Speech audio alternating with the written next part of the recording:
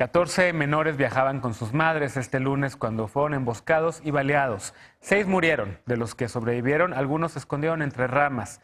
La menor estuvo durante horas en su silla de bebé y el mayor caminó más de 20 kilómetros para avisarle al resto de la familia lo ocurrido. Esta espeluznante tragedia ocurrida a los niños de la familia Levarón es apenas un ejemplo de lo que han tenido que vivir las niñas, niños y adolescentes en México desde hace 12 años. Veamos el contexto. La violencia estructural, cultural y directa originada por el crimen organizado ha tenido efectos devastadores sobre las vidas de niñas, niños y adolescentes.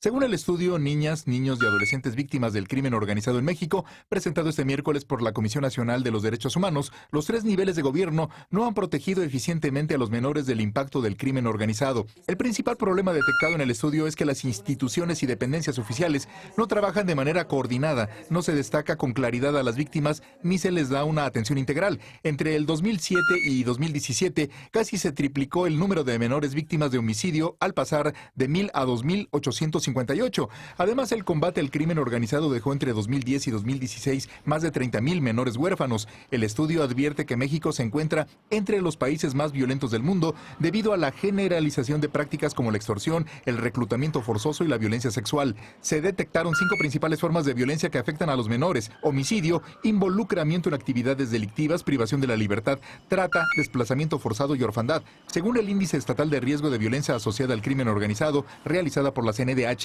las entidades más peligrosas para los menores son Guerrero, Baja California, Guanajuato, Chihuahua y Baja California Sur. Durante la presentación se apuntó que, aunque el Plan Nacional de Desarrollo de la actual Administración Federal incluyó una estrategia para hacer frente a la violencia contra niñas, niños y adolescentes, no se han implementado programas y acciones específicas para atender a los menores víctimas de la violencia asociada con el crimen organizado. Punto y contrapunto.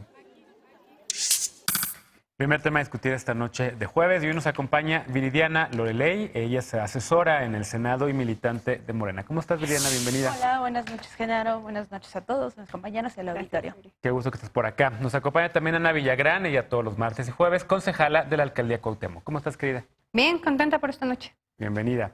Martín Vivanco, académico y abogado, también todos los martes y jueves en esta mesa. ¿Cómo estás? Un poco gripado, pero bien. Daniel García Martínez, consejero nacional de Morena, nos acompaña esta noche en lugar de Alejandro Encinas. ¿Cómo estás? Bien, bien, por acá, Genaro. Gracias. Bienvenido.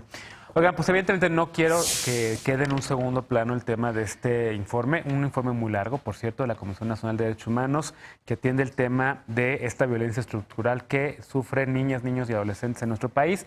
Decíamos que desde que empezó la guerra contra el narco, pero seguramente que desde mucho antes, solo que con la guerra contra el narco, por supuesto, se ha agravado. Mencionamos al principio el tema de los niños Levarón, pero también hay que recordar a los múltiples niños y niñas que han sido asesinados y que han desaparecido en este país. Yo me acordaba ayer en tercer grado de Brian y Martin, en 2010 asesinados en un retén militar, pero podemos contar muchas tragedias así. Pero sin dejar de lado el informe, no podemos no hablar también de lo que ocurrió hoy en el Senado. Ya hay una persona que va a estar al frente de la Comisión Nacional de Derechos Humanos, Rosario Piedra Ibarra, primera mujer que va a estar ahí, no es abogada, víctima directa de violaciones a derechos humanos, y le va a tocar este tema, precisamente atender este informe que deja su predecesor. ¿Cómo ven la llegada de Rosario y si va a poder o no hacer algo para cambiar algo al respecto de la situación de derechos humanos en este país? Viridiana.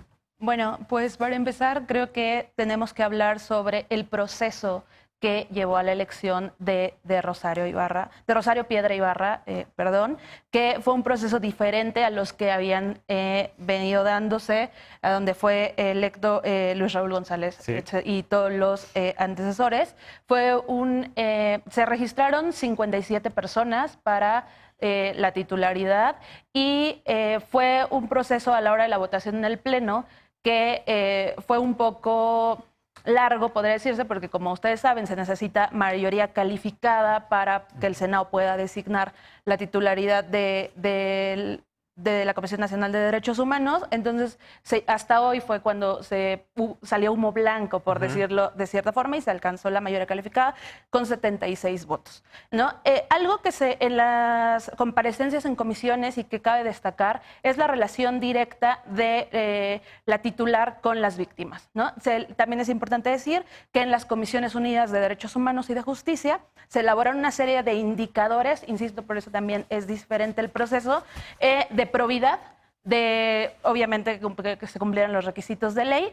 Y uno de los indicadores que propusieron además organizaciones de la sociedad civil fue el trabajo que habían realizado las y los aspirantes hacia con las víctimas, y por supuesto que destacó el trabajo que hoy titular electa, porque no ha rendido la protesta de ley ante el Senado, que será la próxima sesión, tenía, ¿no? A través del trabajo en la búsqueda de las personas desaparecidas en el Comité Eureka. Entonces, sí hay que destacar estas diferencias que se realizaron a diferencia de los antecesores. Y pues bueno, la verdad es que creo que la Comisión Nacional de Derechos Humanos tiene la oportunidad de poder apuntalar la Defensoría Real de las Víctimas y no hacer como juego político a la oposición, ¿no? Es una oportunidad muy grande. A ver, Martina, ¿quién dice dentro de la sociedad civil qué bueno y está celebrando que llegue una primera mujer otra vez, alguien que ha sido víctima de violaciones de derechos humanos, pero por el otro quien dice, oigan, pero ojo, demasiado cercana a Morena, demasiado cercana al presidente López Obrador, la Comisión Nacional de Derechos Humanos va a perder autonomía? No, y aparte lo que dijo el presidente en una mañanera es ojalá que quede alguien que haya vivido en carne propia ser víctima, ¿no? Entonces, como que ya sabía el resultado, ¿no? Estaba muy cantado quién iba a quedar. A ver, yo tengo una posición ambivalente en torno al tema porque creo que merece todo el respeto a ella y lo que ha hecho su mamá. Sí. Todo. Ella también. Sí, o sea, por eso dije, y su mamá, ¿no? Pero también no me gusta que en todas las notas que leí hoy es la hija de, ¿no? En todo sale es la hija de, la hija de. Entonces, yo creo que sí le quitan mérito propio, ¿no? A lo que ha hecho ella. Dos, obviamente ponen en entredicho, pues sí, la autonomía no nada más es institucional, es sobre todo de independencia, es un deber que tiene éticamente un profesional cuando llega a un puesto público. Y lo que debe de calificar como independencia es qué tanto vas a poder tú en una función pública decirle no al poder, ser incómodo al poder y hasta dónde estás dispuesto a llegar. Obviamente, emitirle recomendaciones. Exacto. Y sí hay una dimensión muy técnica de la Comisión Nacional, ¿no? O sea, no dudo de sus capacidades, pero también hay una cuestión ahí muy técnica de mucha labor jurídica que no nada más es la dimensión de activista, de haber sufrido en carne propia ser víctima, sino también hay una labor que tiene que hacer, que espero que lo vaya a hacer, y que ojalá se incomoda al poder. O sea, hay un ejemplo que me ponían mucho a mí, o sea, leer un libro de ética no te hace ético. Ser víctima no te hace empático, claro que sí, pero no te hace absolutamente bueno para un puesto. Ojalá le deseo lo mejor y ojalá que la comisión pues siga como va, siendo incómoda.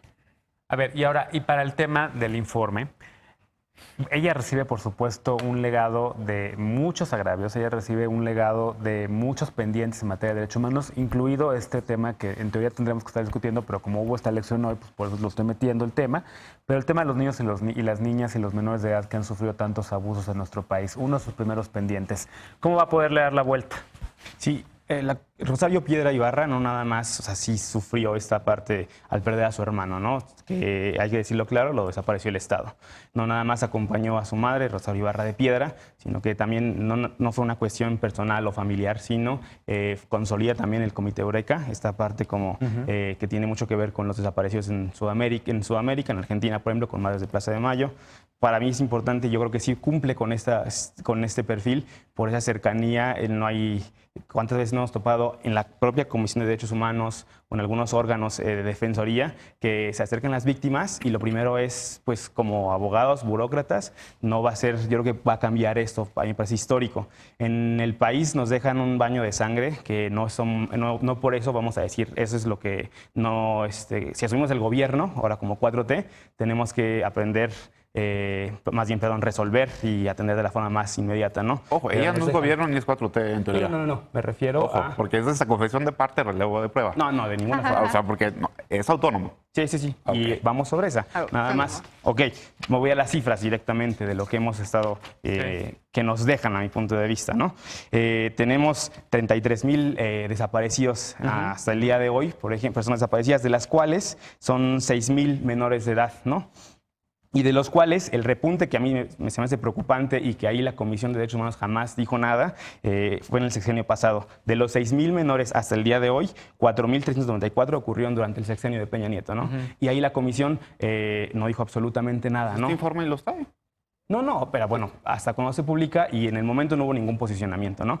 Yo creo que a ver, es parte un poco pues, también para ser justos, este informe seguramente se empezó a trabajar todavía en tiempos cuando Peña Nieto era presidente y se presenta hasta ahorita porque son informes que llevan, pues, si están bien hechos, 500 horas, ¿no? Fue entre 2016 y 2017. Exactamente. ¿no? Cuando fue realizado. Sí. Y se presenta hasta ahorita, pues porque hasta ahorita lo pudieron Lo terminar, terminaron, ¿no? claro. Ahora, Ana, riesgos de que llegue, a ver, otra vez, hay mucha gente dentro de la comunidad de defensa de derechos humanos que dice, oye, qué bien, pero hay también el proyecto de designaciones, artículo 19 y fundar, pues no les gustó tampoco el proceso que ahorita Viri acaba de defender. Sí. Mira, lo seguí yo muy puntual porque la presidenta de la Comisión de Derechos Humanos en el Senado es la senadora Kenia López Rabadán, de Acción Nacional. Entonces, ella continuamente estaba dando posicionamientos respecto a la importancia de esta elección, justamente todo el proceso. Creo que sí hubo una gran dinámica detrás, pero yo creo que la selección no fue la mejor. Creo que yo creo que cualquier mexicano podemos reconocer la trayectoria de Rosario, pero no creo que sea la indicada para este tema, justamente por el clima que estamos viviendo en el país. O sea, en este sexenio ya van 30,000 muertos y son 30,000 muertos por los que no se están haciendo responsables en este año de gobierno. Siguen diciendo es que fue culpa de Calderón, es que fue culpa de los dinosaurios, es que fue culpa del PRI, pero no, siguen sin asumirlo como ya algo propio. Entonces, a mí sí me preocupa que Rosario no tenga justamente esa capacidad de decirle a alguien a quien admira mucho y que se nota que quiere muchísimo, como es el presidente, decirle, presidente, nos estamos equivocando. Y entonces, esta clase de estudios... No, te estás equivocando, porque no, ella nada más va a Bueno, no sé denunciar. cómo Sí. bueno, sí, es que no son parte, ¿verdad? Yo estoy pensando que Sí, están muy subjetivo, en además, conjunto. poner en duda Pero su mira, capacidad el de tema decir es o que no. justamente como existe este lazo de amistad que es muy visible, esta clase de estudios del que estamos hablando hoy van a perder, pues son como palabras al aire, son palabras vacías. Y es algo muy grave porque la Comisión de Derechos Humanos, no perdamos de vista que el presidente ya ha rechazado las recomendaciones de esta institución. O sea, lo hizo con lo de las estancias infantiles. Había prometido cuando la como comisión candidato que iba a aceptarlas todas. Y en efecto... y no lo ha aceptado, claro. O sea, de hecho, fue al informe. no fue al informe. Rechazó lo de las estancias infantiles porque lo consideraba un ataque de la oposición cuando estamos hablando de derechos de la infancia. Y cuando no venía del PAN, venía de la Comisión Nacional de Derechos Humanos. En todo caso, yo podría haber cuestionado por qué no pusieron mejor. Quizá una Wallace, por ejemplo, también es una mujer de mucha trayectoria, que ha defendido derechos humanos y no es cercana al poder. O sea, estamos viendo, como ya lo habíamos visto, una dinámica de una 4T que está poniendo, acomodando en fichas clave a personas que les van a ser útiles y que les van a cuidar pues, la voluntad de los que toman las decisiones. Mira, hubiera estado bien que hubiera estado en la terna, para que te dieras cuenta por qué Isabel Miranda de Wallace no. Digo, yo lo puse como un ejemplo también de una mujer que puede ser cuestionada, que pero hubiera que estado en el proceso también de tiene una selección. trayectoria, pero definitivamente los que estaban muchos en la terna también traían ya el beneplácito del dedo santo. Entonces, yo creo que pues ya llegó. Espero que pueda hacer bien su trabajo porque México lo necesita. No eso lo sin necesita duda. la oposición, no lo necesita la 4T, lo necesita México. Y respecto a esto del estudio, la verdad es que pues nos muestran una realidad de la que ya somos conscientes, pero el tema de que sean niños lo hace muchísimo más grave. Y yo me centré mucho en lo del estudio, en los retos a corto plazo que menciona. Hablábamos ayer, en la mesa, en muchas mesas ya hemos hablado, pero tú lo mencionaste mucho, lo de la normalización de la violencia. Y este estudio lo enfoca que ya en México no estamos escuchando a nuestros niños. O sea, no se escucha que las familias estén hablando de cómo crían a sus hijos. Entonces el estudio recomienda impulsar el debate sobre modelos de crianza y el impacto de toda la violencia a su alrededor. Y nada más, ya para terminar, este domingo, por ejemplo, el Instituto Electoral de la Ciudad de México tiene una consulta para niños, niñas y adolescentes para que los capitalinos menos de 16 años puedan participar y vayan y digan cómo están viviendo la democracia y la violencia en la ciudad. Claro. Entonces yo creo que esta clase de ejercicios se tienen que repetir a raíz de estos estudios. Claro. Viri. Bueno, para empezar quiero decir que hay que dar el voto de confianza a la ciudadana Rosario Piedra, porque escucho mucho que no va a ser o que está incapacitada para ciertas cosas, solamente basándonos en opiniones subjetivas o políticas, ¿no? Que me parece que sí hay que dar el beneficio de la duda. Y se mencionaba aquí que ojalá las palabras del estudio no sean palabras vacías. Es un estudio muy interesante. Me parece también que hay que felicitar los esfuerzos de la CNDH, de la gente que trabaja en la CNDH y del Instituto de Investigaciones Jurídicas de la UNAM, porque de verdad, ojalá no sean palabras vacías. Aquí en los antecedentes previos de todo este contexto de violencia que nos dicen que sufren las niñas, niños y adolescentes ahora, menciona muy, muy claro que uno de los problemas de largo alcance se ubica como punto de inflexión en la guerra contra el narcotráfico emprendida por la administración 2006-2012. De verdad que el tema de seguridad sí se ha referido mucho a esta guerra porque es real y no le decimos como dicen ellos, ustedes o nosotros, sino lo dice el estudio, ¿no? Entonces sí se va a tomar mucho en Voy a cuenta. tomar un poquito más de tiempo para este bloque porque tengo manos levantadas. Daniel y luego, por favor, Martín. Sí, ya le tocará a Rosario Piedra hacer las recomendaciones y al Poder Ejecutivo aceptarlas, ¿no? Estudiarlas. ¿Qué es lo que sí tiene que hacer la 4T o el presidente para atender de manera inmediata todo este estudio y las cifras que ya tenemos y que no nada son de percepción, sino que también creo que todos las padecemos en la Ciudad de México, yo personalmente en el Estado de México, un estado que entre ahí jóvenes lo llamamos Mordor, ¿no? A comparación está este meme con la entrada al Estado de México y aparece al fondo ahí porque es tal, ¿no? La inseguridad en las calles es terrible. Y insisto que no nace de percepción porque en ese mismo estudio viene el Estado de México es el más peligroso para los niños en materia de desaparición, ¿no? Es el principal y de homicidios también está entre los principales 5 junto con Chihuahua, Baja California Sur. Así es algo... Coincide también con Guanajuato, ¿no? Los estados donde hay más homicidios y más desapariciones es donde hay, coincide con el huachicoleo, con el narcotráfico, etcétera, ¿no? Baja California, Guerrero, Zacatecas y Colima. ¿Y qué crees? No gobierna el PAN. Alternancia. Baja California, Guerrero, Zacatecas, Con lo que dijo Colima. Viridiana, que yo espero que llegue algún día un funcionario a un puesto de este tipo o una ocupación, que no le tengamos que dar el beneficio de la duda. Que llegue sin duda alguna de que va a hacer bien su trabajo. Bueno. Vamos a hacer una pausa. Regresando, el ataque a la familia Levarón puso a discusión el tráfico ilegal de armas y propició que Donald Trump, el presidente de Estados Unidos, ofreciera acabar con los cárteles de la droga, borrarlos de la faz de la tierra. ¿Pero qué hará México? ¿Logrará frenar el flujo de armamento? Regresamos a Punto y Contrapunto. No te vayas.